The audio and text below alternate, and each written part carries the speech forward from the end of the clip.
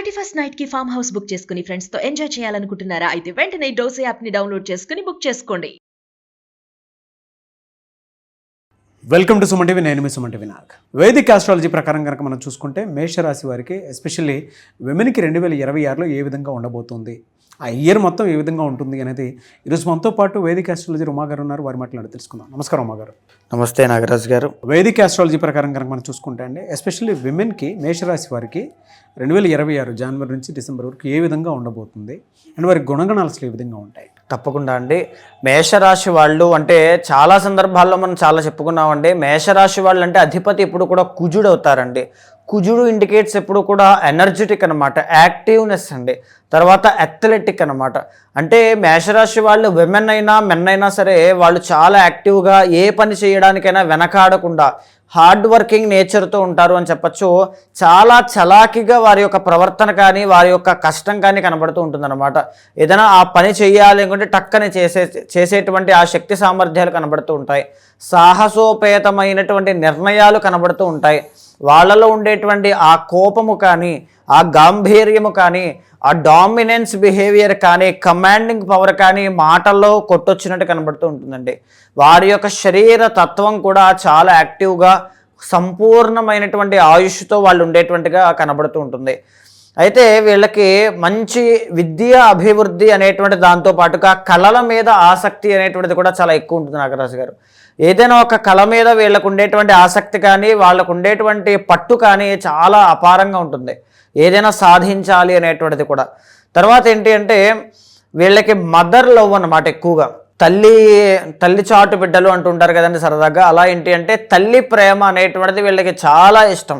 వీళ్ళ తల్లిని ఎవరైనా ఒక మాట అంటే జనరల్లీ ఎవరూ తీసుకోరు, మేషరాశి వాళ్ళు అస్సలు తీసుకోలేరు. వెంటనే డిఫెండ్ చేస్తారు, లేకపోతే తల్లిని చాలా ప్రొటెక్ట్ చేసుకుంటారు. నాట్ ఓన్లీ మదర్ అండి, ఫ్యామిలీ మొత్తాన్ని కూడా ప్రొటెక్ట్ చేసుకునేటువంటి వాళ్ళలో మేషరాశి వాళ్ళు టాప్లో ఉంటారు. తర్వాత ఏంటి అంటే జనరల్లీ వీళ్ళకి ఈ యొక్క ఈఎన్టీ ప్రాబ్లమ్స్ అండి, అంటే ఎక్కువగా తలకి సంబంధించింది, హెయిర్ ఫాల్కి సంబంధించినవి, లేకపోతే ఈ జలుబులు కానీ, లేకపోతే దగ్గు కానీ, చెవి సమస్యలు కానీ, కంటి సమస్యలు కానీ, నరములకి సంబంధించిన బలహీనత రావడం కానీ, ఇలాంటివన్నీ కూడా వచ్చే అవకాశాలు ఎక్కువగా ఉంటాయండి. మేషరాశి వాళ్ళకి నేను చెప్పేటువంటి విషయం ఏంటి అంటే మీ చుట్టాలు బంధువుల్ని ఎక్కువగా నమ్మొద్దు. సో దానివల్ల నష్టపోయేటువంటి అవకాశాలు ఎక్కువగా ఉంటాయి. సో మీరేంటి అంటే ఆ కోపము ఆ గాంభీర్యం కనబడుతుంది కానీ లోపల చాలా మంచివారు, అమాయకులండి. సో అందరూ నా వాళ్లే కదా అనేసుకుంటూ ఉంటారు. ఆ అతి నిజాయితీ అతి మంచితనం ఉంటూ ఉంటుంది, దానివల్ల మోసపోయే అవకాశాలు ఉంటాయి, జాగ్రత్తగా ఉండాలి. ప్రేమ వ్యవహారాల్లో జనరల్లీ మీకు లవ్ మ్యారేజ్ చేసుకునేటువంటి అవకాశాలు హై ఛాన్సెస్ ఎక్కువగా ఉంటాయండి. అయితే లవ్ చేసుకున్న తర్వాత ఎలా ఉంటుంది అంటే మీకున్నటువంటి ఎక్స్పెక్టేషన్స్, మీకున్నటువంటి ఫ్యాంటసీస్ విపరీతంగా వాళ్ళ మీద రుద్దడం కానీ, అంటే ఈ మాట అంటున్నాను వేరేగా అనుకోవద్దు, కానీ మీకుండేటువంటి డ్రీమ్స్ అనమాట. నాకు అలాంటి అబ్బాయి కావాలి, ఇలాంటి అమ్మాయి రావాలి అనేటువంటి ఆలోచన విధానంతో మీరు ముందుకు వెళ్ళడం వల్ల చిన్న చిన్న వాక్ వివాదములు కానీ, మిస్అండర్స్టాండింగ్స్ అనేటువంటివి, అనుమానాలు లాంటివి వచ్చే అవకాశాలు ఎక్కువగా ఉంటాయండి. వాహన ప్రమాదాల విషయంలో 20 సంవత్సరాల లోపు వీళ్ళు చాలా జాగ్రత్తగా ఉండాలండి. ఇప్పుడు మనం మాట్లాడుకునేదంతా కూడా చాలా కొత్త ఇన్ఫర్మేషన్ అండి, ఎందుకంటే డీటెయిల్డ్గా మనం మాట్లాడుతున్నాం కాబట్టి. వాహన ప్రమాదాల విషయంలో 20 సంవత్సరాల లోపు జాగ్రత్తగా ఉండాలి. అప్పుల బాధతో చాలా జాగ్రత్తగా ఉండాలి. ఎందుకంటే వీళ్ళ ముందు వెనక చూడకుండా నా అనుకున్న వాళ్ళందరికీ కూడా సహాయం చేసేస్తారు. దానివల్ల నష్టపోయే అవకాశాలు, ఆర్థిక ఇబ్బందులు అనేటువంటివి ఎక్కువగా కనబడతాయండి. భగవత్ ఆరాధన చాలా బాగుంటుంది, ఆధ్యాత్మికతలో బాగా ముందుకు వెళ్ళగలుగుతారు, దాన ధర్మాలు అనేటువంటివి చేస్తారు, మంచి పేరు సంఘంలో తెచ్చుకునేటువంటి అవకాశాలు ఎక్కువగా ఉంటాయి. ఏదైనా ఒక కంపెనీలో కానీ, వ్యవస్థలో కానీ, లేకపోతే ఫ్యాక్టరీలో కానీ, ఇండస్ట్రీలో కానీ నమ్మకమైనటువంటి ఉద్యోగిలాగా పనిచేసేటువంటి అవకాశాలు ఎక్కువగా ఉంటాయి. వీరు ఎవరి పక్కనైనా ఉన్నారు అంటే వాళ్ళు చాలా ధైర్యంగా ఉండొచ్చండి. ఎందుకంటే అంటే రాముడికి హనుమంతుడు ఎలాగనో ప్రొటెక్షన్ లేయర్ లాగా మేషరాశి వాళ్ళు ప్రొటెక్షన్ లేయర్ లాగా ఒక వ్యవస్థని కాపాడుతూ ఉంటారనమాట. ఆ రకమైనటువంటి సాహసోపేత నిర్ణయాలన్నీ కూడా వీళ్ళకి ఉంటాయండి. ఈవెన్ విదేశీ యోగాలన్నీ కూడా వీళ్ళకి బాగా అనుకూలిస్తాయి. బట్ సమ్టైమ్స్ ఏంటి అంటే సంఘంలో గౌరవ మర్యాదలు కోల్పోయే అవకాశాలు అతి మంచితనం వల్ల, మోసపోవడం వల్ల, ఆర్థిక సమస్యల వల్ల ఎక్కువగా కనబడే అవకాశాలు ఎక్కువగా ఉంటాయి. ఆ విషయాల్లో చాలా చాలా కేర్ఫుల్గా ఉండాలండి. ఎలా సార్ అంటే వీళ్ళకి జనవరి నుంచి డిసెంబర్ వరకు ఏ విధంగా ఉండేటువంటి అవకాశం ఉంటుందంటే, అంటే విద్య, ఉద్యోగం, వ్యాపారం, ఆర్థికం లాంటి విషయాల్లో? తప్పకుండా అండి. ఏ రాశి వారికైనా సరే నాగరాజు గారు ప్రతి సంవత్సరంలోనూ కూడా గ్రహాల యొక్క ట్రాన్సిట్స్ అనేటువంటివి కనబడతాయి, అంటే మార్పులు అనమాట. సో దీనివల్ల ప్రతి రాశి వారికి కూడా సమ్ మిక్స్డ్ రిజల్ట్స్ అనేటువంటివి ఉంటాయి. అయితే మేషరాశి వాళ్ళకి ఏ ఏ టైమ్స్లో ఈ యొక్క ట్రాన్సిట్స్ వల్ల కనబడుతుందో మనం చూస్తే మొట్టమొదటిగా గురువు అనేటువంటి ఆయన చాలా ఇంపార్టెంట్ అండి. ఎందుకంటే ఆయన దేవగురువు బృహస్పతి అనమాట, శుభకారకుడు.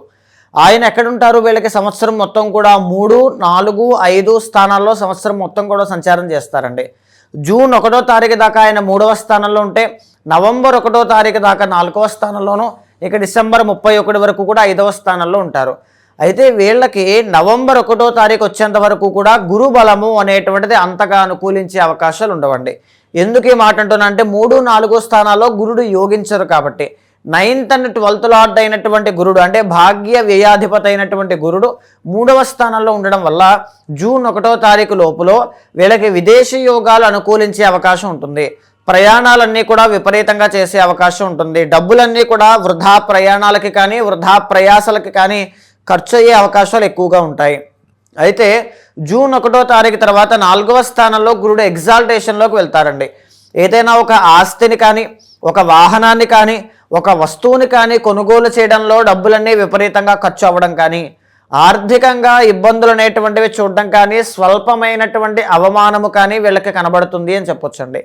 ఇకపోతే నవంబర్ 1వ తారీఖు తర్వాత నుంచి గురువు వీళ్ళకి చాలా బాగుంటారు.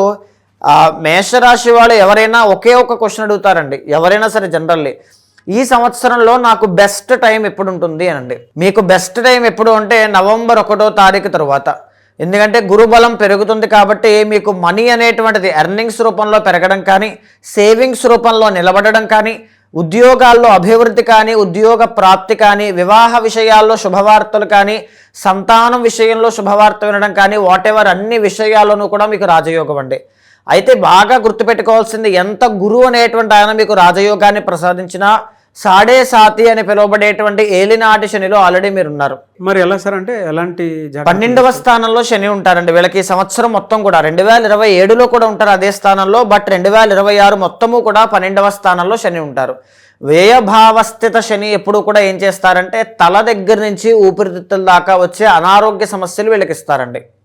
100% ఇస్తారు.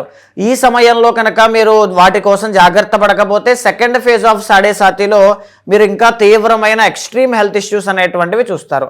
హెయిర్ ఫాల్ దగ్గర నుంచి ఊపిరితిత్తుల వరకు వచ్చే అనారోగ్యం విషయంలో మేషరాశి వాళ్ళు జాగ్రత్తగా ఉండాలి. డబ్బులు విపరీతంగా ఖర్చు అవుతాయండి. సాడే సాతి ఫస్ట్ ఫేజ్ వచ్చినప్పుడు, అంటే ఇప్పుడున్నటువంటి ఫేజ్లో డబ్బులు ఖర్చు అవుతాయి అని చాలామంది చెప్తారు. కానీ ఎందుకు, ఎలా ఖర్చు అవుతాయి? డబ్బులు వస్తాయి, ఆ వచ్చిన డబ్బు నిలబడదండి, ఏదో ఒక ఖర్చులకు వెళ్ళిపోతూ ఉంటుంది.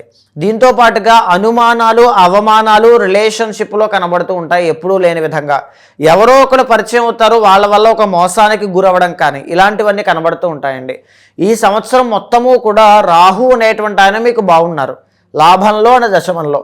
దీనివల్ల వృత్తి ఉద్యోగాల్లో అభివృద్ధి, ఇందాక చెప్పాను కానీ డబ్బులు వస్తాయి. ఎలా వస్తాయి? వృత్తి ఉద్యోగాల్లో అభివృద్ధి ఉంది కాబట్టి వస్తాయి.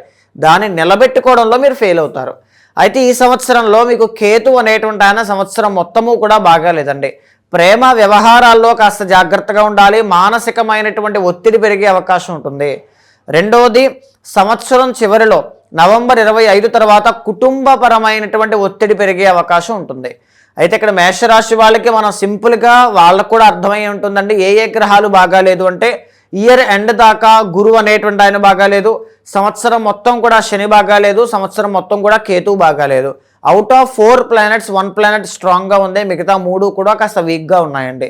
సో మేజర్లీ ఎవరైతే మేషరాశి వాళ్ళు చూస్తూ ఉన్నారో చిన్నగా ఇంట్లో రెమెడీ చేసుకోవాలి అనుకుంటే కనుక సుబ్రహ్మణ్య స్వామి వారికి ఆరాధన ఎక్కువగా చేయండి.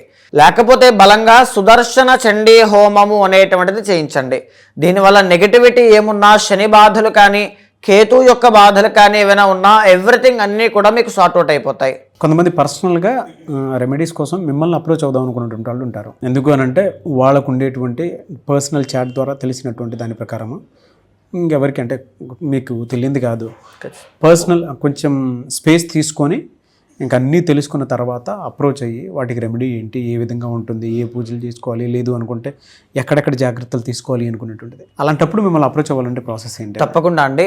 ఏ రాశి వారైనా సరే, ఏ నక్షత్రం వారైనా సరే ఒక్క మాట అండి, మీ జీవితంలో చిన్నప్పుడు ఉండేటువంటి బాల అరిష్ట దోషములు కానీ, పెరిగే కొద్దీ ఎడ్యుకేషన్ విషయంలో కానీ, పెరిగిన తర్వాత కెరీర్ పట్ల కానీ, ఒక మ్యారేజ్ విషయంలో ఒక కంపాటబిలిటీ ఇష్యూస్ కానీ, ఏ మ్యారేజ్ ఏ విధంగా ఏ సమయంలో చేసుకుంటే అదృష్టం కలిసి వస్తుందని కానీ, సంతానం అనేటువంటిది ఏ సమయంలో శుభ సమయంగా కనబడుతోందని కానీ, సంతానం విషయంలో ఇబ్బందుల విషయంలో కానీ, లేకపోతే ఇంట్లో ఉండేటువంటి తల్లిదండ్రుల యొక్క అనారోగ్యము కానీ, లేకపోతే ఏదైనా సరే ఒక గైడెన్స్ ఉంటే బాగుంటుంది అనుకున్నా ఖచ్చితంగా మీ వెనకాల నేను ఉంటానండి. నా దగ్గరికి వచ్చినటువంటి క్లయింట్స్ ప్రతి ఒక్కరికి కూడా జాతకం చూసి రెమెడీస్ అనేటువంటివి ఆచరింపచేసి ఒక మూల మంత్రాన్ని అమ్మవారిది ఉపదేశంగా ఇచ్చి 6 monthsలో మీకు ఉండేటువంటి ప్రాబ్లమ్ని సార్ట్అవుట్ అయ్యే విధంగా ఖచ్చితంగా మీకు ఆ గైడెన్స్ అనేటువంటిది ఇస్తాను.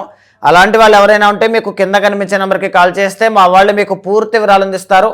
సో తప్పకుండా భగవత్ అనుగ్రహం కలిగేలా చేస్తాను. థ్యాంక్ యూ అండి. థ్యాంక్ యూ సో మచ్ అమ్మ గారు. నమస్తే అండి. 2026లో మీ వ్యక్తిగత జాతకం ఏ విధంగా ఉందో తెలుసుకోవాలి అనుకున్నటువంటి వాళ్ళు స్క్రీన్ మీద వేదిక్ ఆస్ట్రాలజర్ ఉమా గారి కాంటాక్ట్ నెంబర్ కనిపిస్తుంది. దానికి మీరు కాల్ ఆర్ మెసేజ్ వాట్సాప్ చేసి వెంటనే అప్రోచ్ అవ్వండి. అండ్ ఈ వీడియో లైక్ చేసి షేర్ మాత్రం తప్పకుండా చేయండి. ఇలాంటి మరిన్ని వీడియోస్ కోసం మా ఛానల్ ఫాలో అవ్వండి. Thank you.